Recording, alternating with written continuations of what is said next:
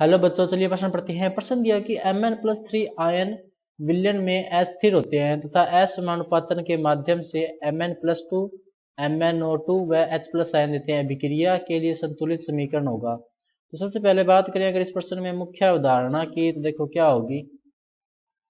मुख्य अवधारणा जो इस प्रश्न में होगी वो होगी असमानुपातन अभिक्रिया। असमानुपातन अभिक्रिया तो देखो कौन सी होती है असमानुपातन अभिक्रिया की? वह अभिक्रिया जिसमें एक ही तत्व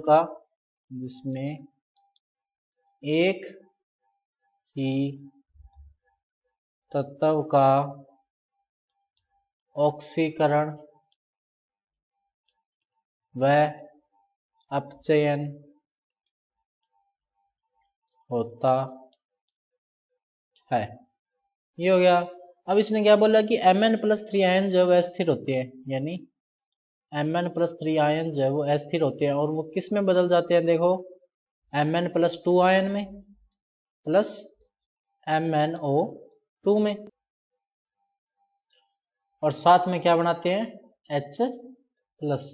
अपने को जो ये अभिक्रिया जो एक तरह से संतुलित करनी है, ये तो बोला इसने अभिक्रिया संतुलित करनी है।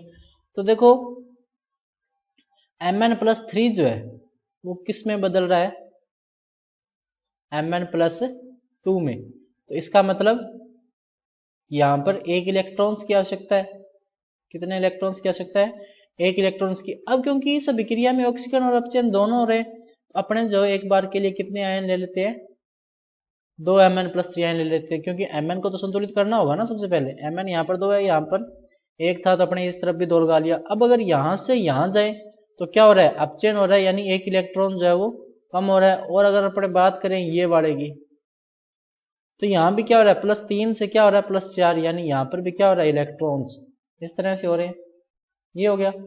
अब अगर अपने देखें ध्यान से तो देखो क्या हो गया, इलेक्ट्रॉन्स की संख्या क्या है? बराबर है। तो ये देखो क्या हो गया, 2Mn+3 equals to Mn+2 plus MnO2 plus H+। ये हो गया। अब अगर अपन देखें ध्यान से तो आवेश जो है वो इस तरफ देखो कितना आवेश प्लस का 6, इस तरफ आवेश कितना है? देखो 2 और 1 3 ही है। तो यहां पर देखो क्या कर देंगे अपने 4H+ जोड़ देंगे। तो 4H+ जोड़ देंगे तो लेफ्ट हैंड साइड क्या हो जाएगा? 2 जल के अणु जुड़ जाएंगे। तो 2Mn+3 plus 2H2O equals to Mn+2 plus MnO2 plus 4H+। तो ये जो है वो एक संतुलित अभिक्रिया होगी जो इसने बोला है। तो सही विकल्प कौन सा होगा? विकल्प नंबर डी। तो बच्चों ये था आपका उत्तर। मैं आशा करता हूं आपको समझ में आया होगा। धन्यवाद।